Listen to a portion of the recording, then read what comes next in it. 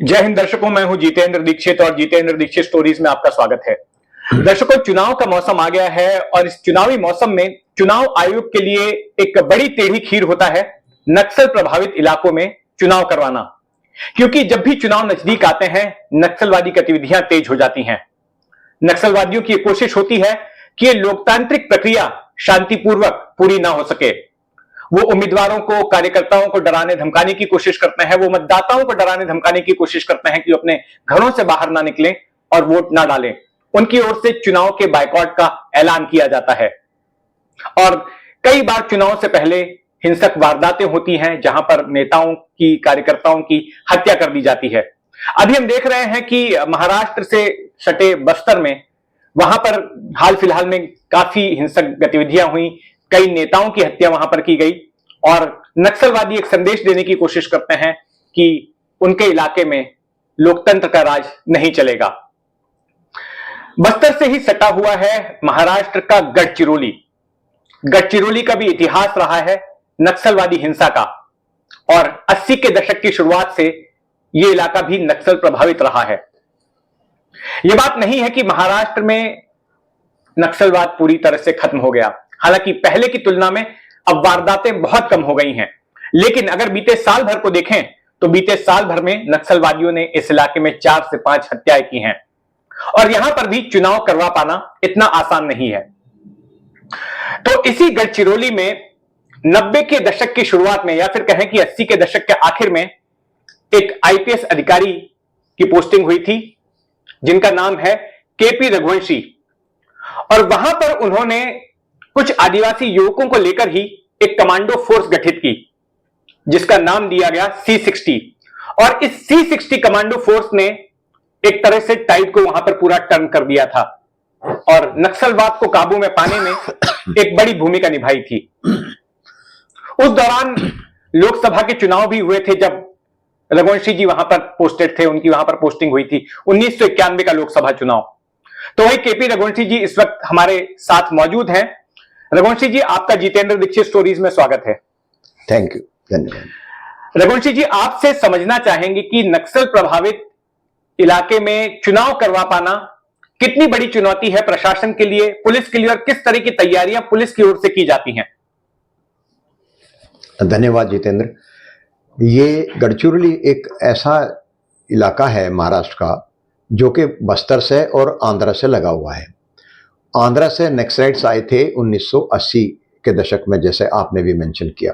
उसके बाद वो धीरे धीरे तूफान की तरह से साउथ से लेकर नॉर्थ तक फैलते चले गए, फिर वो बस्तर में भी चले गए। और पिछले 40-50 वर्षों में अगर आप उनका इतिहास देखें तो उन्होंने, और उनकी आप फिलोसफी देखें तो वो प्रजातंत्र में विश्वास नहीं करते। और जब भी कोई इलेक्शन होता है, चाहे वो असेंबली का इलेक्शन हो या ग्राम पंचायत का इलेक्शन हो, जिला परिषद का या पार्लियामेंट का हो, वो हमेशा ये चाहते हैं, उसका बायकॉट करने का प्रोपेगेंडा करते हैं, पोस्टर चिपकाते हैं, लोगों को डराते हैं, मारते हैं, पीटते हैं, यहां तक कि मर्डर भी करते हैं कि कोई भी चुनावी प्रक्रिया में भाग नहीं लेगा। इसके पीछे उनका उद्देश्य साफ है कि वो किसी भी तरह से प्रजातंत्र में विश्वास नहीं होने के कारण से वहां पर कोई भी पॉलिटिकल एक्टिविटी या वहां के लोगों को एम्पावरमेंट या उन्नति करते हुए देखना नहीं चाहते। वहां इलेक्शन कराना इसलिए प्रशासन के सामने बहुत बड़ी जिम्मेदारी और बहुत बड़ी चैलेंज के रूप में उभर के आता है। क्यों? क्योंकि एक तो सबसे बड़ी बात है कि वहां की जो भौगोलिक परिस्थिति है वो और जगह से बिल्कुल विपरीत है। पूरा का पूरा भाग जो है ना पहाड़ियों और मैदानों से, कभी पहाड़ी का मैदान से अनड्यूलेटेड इस तरह से है, और 70% से भी ज्यादा उसमें फॉरेस्ट एरिया है और डेंस फॉरेस्ट है। आप ये देखो, समर में भी आप 20-30 मीटर से ज्यादा आगे तक का देख नहीं सकते, ऐसा बहुत बड़ा इलाका है। तो ऐसे में विपरीत भौगोलिक परिस्थिति, और ऊपर से फिर ये जो, चूंकि वहां पर गांव जो है बहुत छोटे छोटे हैं, कोई 10 घरों का, कोई 5 गांव का, गांव भी कैसे हैं उसमें झोपड़ियां लगी हुई हैं, उन्हीं में पोलिंग बूथ लगाने होते हैं। तो जो पोलिंग पार्टी होती है, जो पुलिस पार्टी होती है, उनको वहां पर जाना और रात के वक्त सुरक्षित रहना एक बहुत बड़ा चैलेंज है। दूसरी बात यह है कि बाकी और जगह पर तो आप 1 कांस्टेबल 2 कांस्टेबल या होमगार्ड की मदद से आप वहां पर बंदोबस्त लगा सकते हैं। पेट्रोलिंग से कवर कर सकते हैं।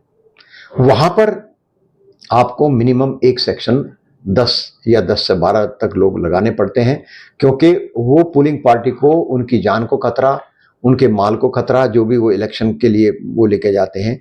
क्योंकि इस तरह की एक नहीं अनेक घटनाएं हैं इन पूरे इलाके में, आंध्रा में भी, महाराष्ट्र में भी और बस्तर में भी, जबकि उन्होंने पुलिस पार्टी को अटैक किया है, पुलिस पार्टी को मारा है, इंक्लूडिंग पुलिस, और उनकी जानें ली है, इलेक्शन को डिस्टर्ब करने की कोशिश की है। तो ऐसे में फिर जो पेट्रोलिंग का, जो मैं आपको बताया, पेट्रोलिंग करना वहां भी ज्यादातर मूवमेंट पैदल करना पड़ता है। क्यों? क्योंकि एक तो बात सड़कें नहीं है। अब ठीक है, पिछले कई सालों से सड़कें थोड़ा बन रही हैं, कच्ची पक्की बन भी गई हैं, मोटरेबल भी हैं, गाड़ियां भी चलने लगी हैं। तो उसमें सूझा सबसे बड़ा रहता है खतरा गाड़ी एम्बुश करने का, या सड़क के नीचे एक्सप्लोजिव लगा करके गाड़ी को उड़ा देने का। तो जिसके कारण से उसको अवॉइड करने के लिए पुलिस पार्टी भी और चुनाव पार्टी भी आम रास्ते से न चल के जंगल के रास्ते से जाती है। अब जहां 14,000 स्क्वायर किलोमीटर से भी ज्यादा का एरिया हो, वहां पर प्रशासन के लिए रिमोट एरिया में पैदल आधे से ज्यादा रास्ते में पुलिस पार्टी भेजना और पोलिंग पार्टी भेजना बहुत डिफिकल्ट काम है। और अगर मान लीजिए, एक तो यह है कि ये तो तैयारी की बात हुई, वोटिंग के दिन भी आकर के वो डराते धमकाते हैं, जहां पर भी दिखता है कि पुलिस पार्टी कहीं कमजोर है उसको अटैक करने की कोशिश करते हैं। और उससे पहले जो उनका प्रोपेगेंडा रहता है, जिसके कारण से लोकल लोग बेचारे हमेशा डर कर रहते हैं। लेकिन आपको जान के ये आश्चर्य होगा, पिछले कई इलेक्शंस में वहां का जो पोलिंग परसेंटेज है वो 70% 80% तक गया है, क्योंकि इसके बावजूद भी लोगों में जागरूकता आई है और वो इस प्रोसेस में भाग लेना चाहते हैं। इवन इलेक्शन के बाद में भी जो पुलिस पार्टी और पेट्रोलिंग पार्टी लौट करके आती है, उसको लेकर के बैलेट बॉक्सेस को कह लीजिए आप, या बैलेट मशीन को कह लीजिए, वो उनको भी अटैक करके और एम्बुश करने की घटनाएं घटित हुई हैं, होती रहती हैं। तो इसके लिए प्रशासन के लिए ये बहुत बड़ा चैलेंज उभर कर, चुनाव के बाद वोटर्स के लिए भी जो है खतरा होता है, क्योंकि ऐसी भी घटनाएं सामने आई हैं जहां पर कि अगर किसी ने वोट डाला है तो ऐसे मतदाता की उंगलियां काट देते हैं ये लोग। बिल्कुल ऐसा हुआ है कि इलेक्शन खत्म होने का, आपको मालूम है इलेक्शन में इंक, अंगुली पे इंक लगाई जाती है, तो ये बाद में अपने गांव पे उनके जो लोग हैं वहां पर गांव में, वही सब इंफॉर्मेशन उनको देते हैं। जब वोट किया होता है तो वो आते हैं, आकर के अंगुली चेक करते हैं किस किस पर अंगुली के, किसके में इंक के निशान हैं, और फिर उनको प्रताड़ित करते हैं, मारते पीटते हैं, धमकाते हैं और कई बार मर्डर भी कर देते हैं, ताकि उनकी पॉलिसी किल 1 थ्रेटन मिलियन, एक को मारो और लाखों को डराओ, उस पॉलिसी के तहत वो लोगों पर, इसमें जिन्होंने इलेक्शन में भाग लिया होता है, ताकि और लोग हिम्मत ना करें अगले इलेक्शन में भाग लेने की, इस तरह की घटनाएं करते हैं। जी, मैं आपको 1991 में फिर एक बार ले जाना चाहूंगा। उस वक्त एक राजनेता की किडनैपिंग की घटना हुई थी। धर्मराव बाबा अत्रम नाम के कांग्रेस के एक नेता थे, जो मौजूदा सरकार में मंत्री हैं। तो 1991 में जो लोकसभा चुनाव हो रहे थे, तो उस चुनाव में जो कांग्रेस का उम्मीदवार था, उसके लिए वो आदिवासी इलाकों में कैंपेनिंग कर रहे थे और उस दौरान उनका अपहरण हो गया था। तो वो पूरा मामला क्या था, उसको संक्षेप में बताइएगा।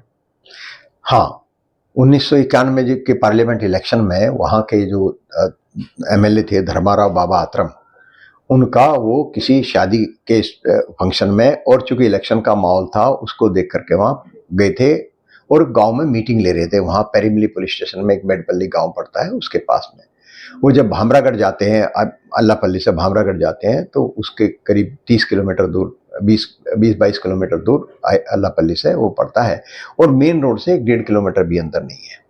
तो वहां पर वो लोगों के साथ बैठे हुए थे, तभी अचानक हल्के वो ग्रीन यूनिफॉर्म में, जो उनकी यूनिफॉर्म होती है, वहां पर आए और उनसे बातचीत करके उनको किडनैप करके लेके चले गए।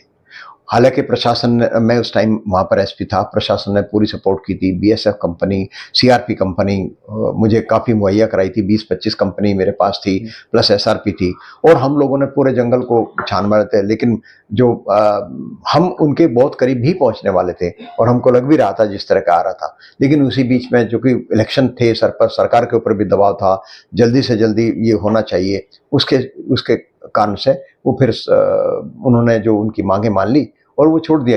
हाँ, वो सुरक्षित वापस आ गए थे, लेकिन हमको इस बात का हमेशा वो रहेगा कि हम करीब करीब उनके पहुंचने वाले थे और इसी बीच में हमको हार का सामना देखना पड़ा। बट ठीक है, वो सुरक्षित आ गए थे, हमारे लिए ये सबसे बड़ी बात थी। जी, रघुवंशी साहब, एक तो आपका ताल्लुक गढ़चिरौली से तब पड़ा था जब आप वहां पर बतौर एसपी नियुक्त किए गए थे, लेकिन इसके बाद अपने रिटायरमेंट से कुछ साल पहले आप महाराष्ट्र के additional DG law and order भी थे।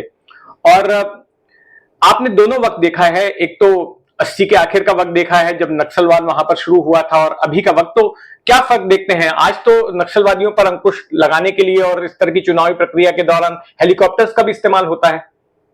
हाँ बिल्कुल, और महाराष्ट्र शासन ने वहाँ पर विशेष ध्यान दिया है, और में जो डेवलपमेंटल एक्टिविटी है और जो पुलिस रीएनफोर्समेंट है या पुलिस फोर्स को स्ट्रेंथन करने का सवाल है, उसमें बहुत ज़्यादा इन्वेस्टमेंट किया है।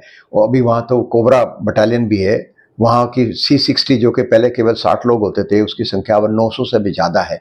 और जो डेवलपमेंट का काम है वो भी बहुत हुआ है, तो जिसके कारण से वो उस डेवलपमेंट ना हो किसी भी तरह का, उसके लिए उसमें विधान पैदा करते हैं।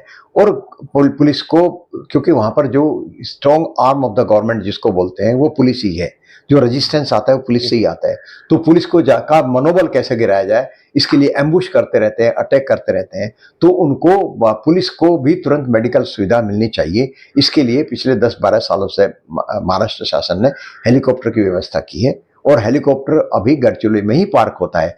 अगर कभी कोई दुर्घटना हो जाए या इस तरह का हो जाए जहां पर जवानों को एयरलिफ्ट करना पड़े, तो वहां उसके लिए वो 24 घंटे मुहैया रहता है, और तुरंत उनको मेडिकल फैसिलिटी मिलती है, जिसके कारण से जो जवान हैं उनको लड़ाई लड़ने में उनके खिलाफ एक बहुत बड़ा सहारा मिलता है। और ये रहता है कि अगर मतलब कुछ हो भी गया तो हमको तुरंत मेडिकल फैसिलिटी भी मिलेगी। इसका बहुत बड़ा फायदा गढ़चिरौली पुलिस को हुआ है। और हेलीकॉप्टर्स को एक डेटरेंट के तौर पर भी इस्तेमाल किया जाता है।